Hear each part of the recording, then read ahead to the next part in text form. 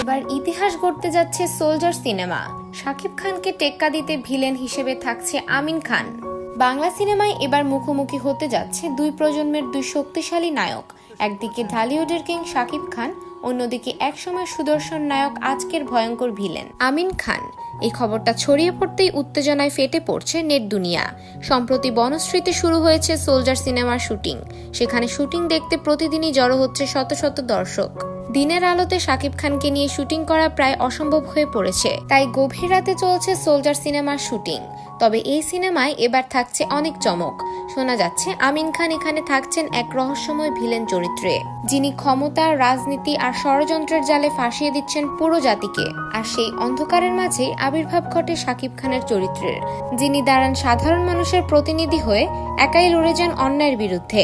একদিকে শাকিব খান ন্যায়ের প্রতীক, অন্যদিকে আমিন খান ক্ষমতার দানব। তাদের সংঘর্ষে কাঁপবে পর্দা, গর্জে উঠবে দর্শক। পরিচালক সাকিব ফাহাদ নিজেই বলেছেন, এই সিনেমায় আমরা দেখাতে চাই যে মানুষ যত বড়ই অন্যায়ের মধ্যে থাকুক, একজন সত্যিকারের সৈনিক সবসময় উঠে দাঁড়ায় মানুষের জন্য, দেশের জন্য। সিনেমার গল্প ঘুরছে দেশপ্রেম, অ্যাকশন আর মানবিক আবেগের দারুণভাবে। শেষে থাকবে এক বিশাল বার্তা, জাতি যতই সংকটে পড়ুক না কেন, আমরা হার মানি না, কারণ আমরা সবাই এক একজন সোলজার। জানা যায় এই সিনেমায় শাকিব খানের বিপরীতে থাকছেন দুই জনপ্রিয় অভিনেত্রী, তানজিন তিশা ও Jannatul Ferdous Oishi.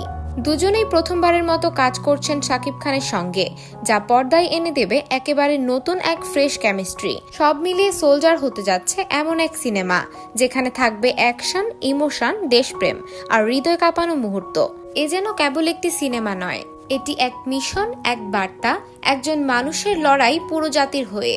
So viewers, soldier সিনেমাটির জন্য আপনারা কতটুকু এক্সাইটেড জানাতে পারেন ভিডিওর নিচের কমেন্ট বক্সে।